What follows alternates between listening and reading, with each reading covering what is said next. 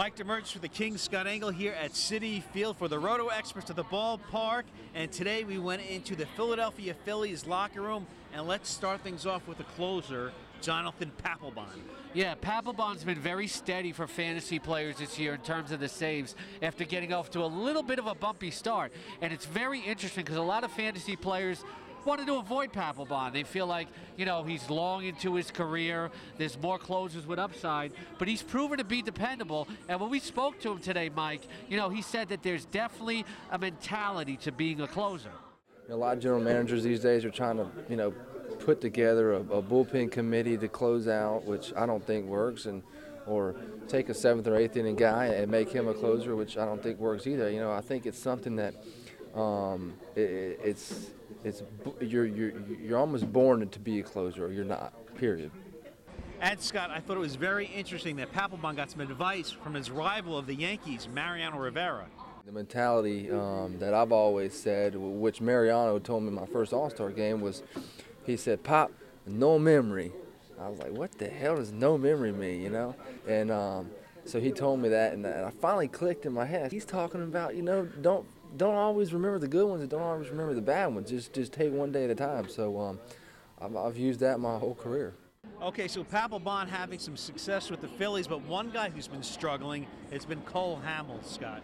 Yeah, the thing with Hamels is, some fantasy players waited, maybe got him as a value. Some of the last few starts haven't been too good, but he's been unlucky. His batting average on balls in play has been well over 400, to the point of early May. Plus the fact that last May he was unlucky too. He lost all 6 of his starts last May. But if you can find a fantasy owner who's getting panicky on Hamels and you can buy low, you have to do it, because as pitching coach Bob McClure says here, Hamels is going to be Hamels when all is said and done. He's a little bit behind everybody, but I look more how the ball's coming out of his hand.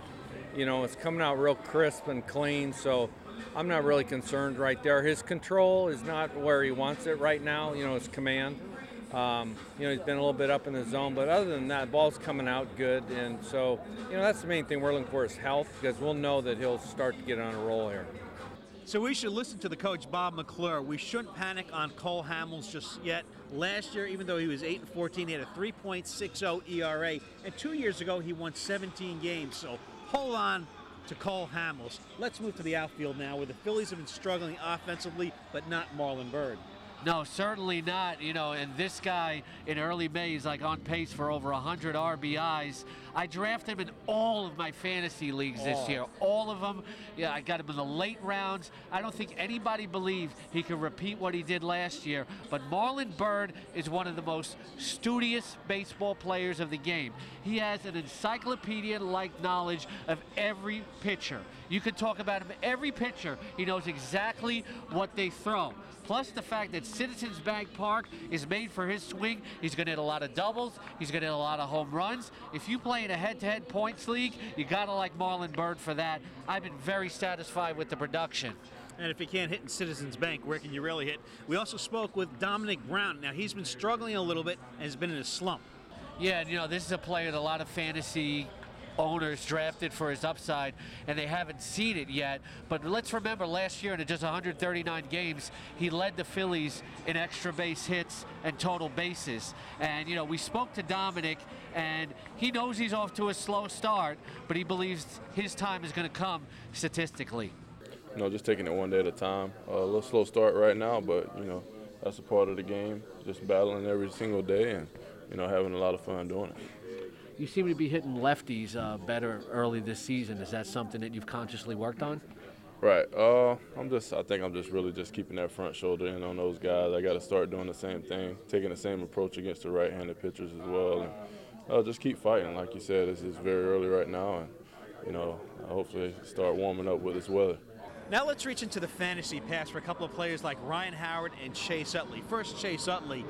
From 2005 to 2009, the fantasy players could expect him to have 28, 30 home runs.